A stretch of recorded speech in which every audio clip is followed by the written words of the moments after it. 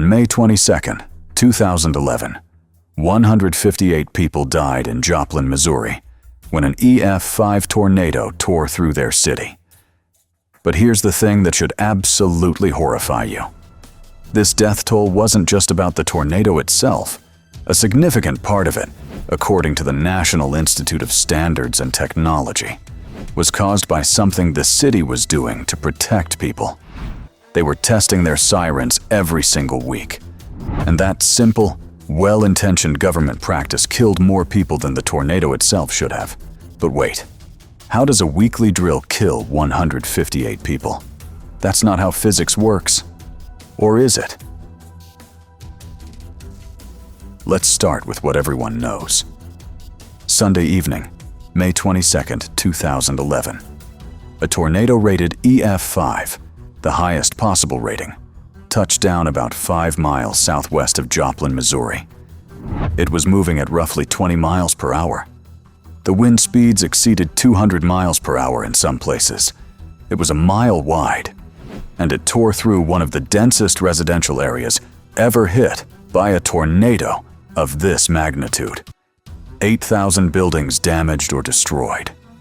161 fatalities. Nearly 1,150 people injured. $3 billion in damage. The costliest tornado in U.S. history. But here's where it gets weird. The National Weather Service issued tornado warnings. They issued them 24 minutes before the tornado hit, which is double the national average warning lead time. Emergency responders sounded sirens. The city of Joplin had invested in their warning systems. By all accounts, they did what they were supposed to do. So why were the fatality numbers so catastrophically high? The answer involves a timeline, some statistics, and a system failure that nobody saw coming. To understand what happened, you need to understand how Joplin's siren system worked. A siren system is simple in concept. When a tornado threatens a community, emergency managers sound outdoor warning sirens. Loud, distinctive sounds that alert people to take shelter immediately. The idea is brilliant. If you're outside, you hear it. If you're inside, hopefully you hear it through walls and windows. It's a fast, city-wide notification system. Joplin had invested in their siren infrastructure. They had multiple sirens positioned throughout the city. They had a protocol. They had trained personnel. But there was one thing they did that, in retrospect, set up a perfect storm of miscommunication and complacency. Every single week, they tested these sirens audibly. This means that once a week, on a scheduled day, at a scheduled time, the emergency manager would sound the exact same sirens for the exact same amount of time, using the exact same tone as they would for an actual tornado warning. To a resident, there was no difference between a drill and a real emergency. Think about that for a moment. If you heard your fire alarm go off, and 75% of the time it was just a test, how seriously would you take it the next time? Now, the weekly siren tests were just one part of the problem. The other part was something no city in Joplin's area could control: the national tornado false alarm rate. On average, across the United States, 74% to 75% of tornado warnings are false alarms. They're issued, no tornado materializes, and the warning goes unfulfilled. In Joplin's area of southern Missouri, it was even worse. Between October 2007 and April 2011, the period researchers studied, the false alarm rate was 76% to 78%. Think about what that means. Out of roughly 100 tornado warnings issued for Joplin's region, only about 22 to 24 of them would actually verify as real tornadoes. The other 76 to 78 would be false alarms. These warnings were issued by the National Weather Service. They were legitimate meteorological assessments. The forecasters were trying their best to warn people of potential danger with the information they had available. But the numbers don't lie. Most warnings didn't verify. And when you combine A. Weekly audible siren tests, B. A 76% false alarm rate from official warnings, C. Residents being unable to distinguish tests from real emergencies, you get a population that becomes increasingly skeptical of sirens and warnings. This is called siren fatigue. It's a documented phenomenon. The more often people hear a warning system with no consequence, the less seriously they take it. Here's where it gets really interesting. After the tornado, the National Institute of Standards and Technology conducted extensive interviews with survivors. They wanted to understand why so many people didn't take shelter when the sirens sounded. The NIST researchers asked Joplin residents a key question. How often did you think the sirens were being activated before the tornado? Residents estimated that the sirens had sounded constantly, frequently, regularly, creating a false sense of wolf wolf that made them disregard the warning system. Here's the shocking part. That perception was completely wrong. According to NIST's Finding F32, and I'm quoting directly from the federal investigation report. Joplin residents interviewed after the Joplin tornado believed that there had been a high number of false alarms in Joplin from official tornado warnings and the city's outdoor siren system prior to 2011, even though the siren activation rate was once per year on average. The sirens actually sounded, on average, 1 time per year for wind-related events. That's it. But residents thought they heard them constantly. How is that possible? Well, NIST found something else. There was evidence of high false alarm rates among the official National Weather Service tornado warnings issued for Joplin. But, and this is the crucial distinction, there was no evidence of high false alarm rates for the sirens themselves. Residents confused the NWS warnings with the siren system. They thought the sirens went off all the time because the warnings did. And they thought both were frequently false alarms. So the city's attempt to maintain and test their siren equipment once a week had created a false perception of constant warnings, even though, in reality, the sirens almost never sounded. Perception became more powerful than reality in shaping how people responded to danger. Now let's look at what actually happened on May 22, 2011. The timeline is critical. 5:09 p.m. Central Daylight Time, the National Weather Service issues a tornado warning. But this warning is for a different storm cell, one that's west of Joplin.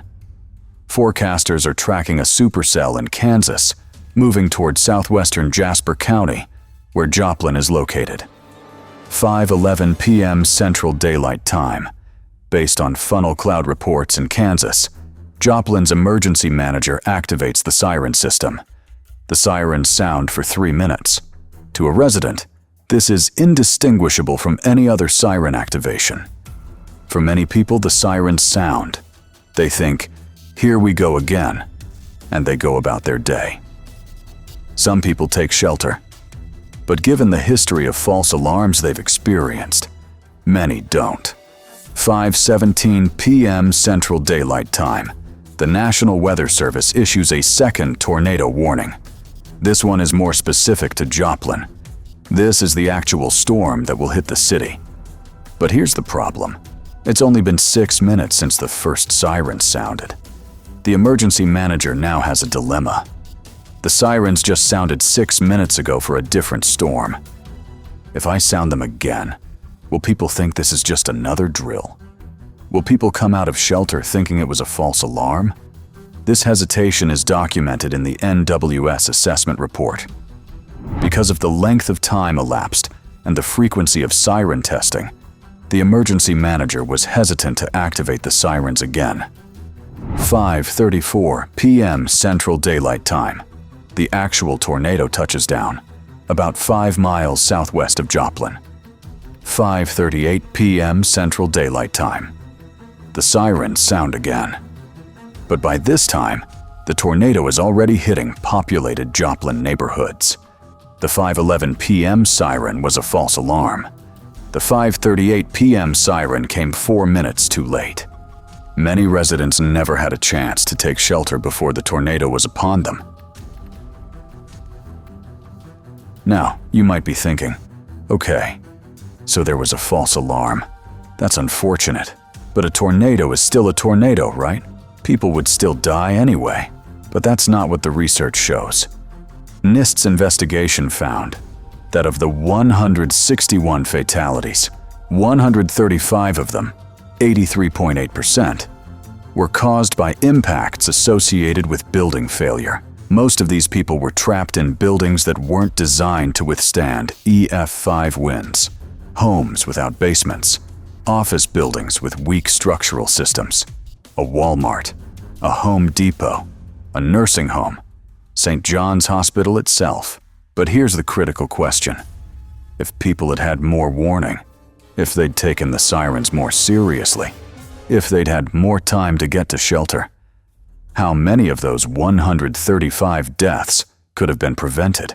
NIST's research indicates that the siren fatigue and false alarm problem directly contributed to delayed or incomplete responses by people in the tornado's path. The researchers documented that residents showed lack of awareness of the tornado's approach, confusion about or distrust of emergency messages before the tornado arrived, and an inability to perceive risk due to conflicting information. In other words, the siren system that was supposed to save them ended up making them vulnerable. There's one more piece of the puzzle you need to understand. The outdoor siren system in Joplin was designed primarily to alert people who were outside. That's the whole point of an outdoor siren. It reaches people in yards, on streets, at bus stops, in parks. But on a Sunday evening, most of Joplin's residents were indoors. They were in their homes. They were having dinner. They were at church.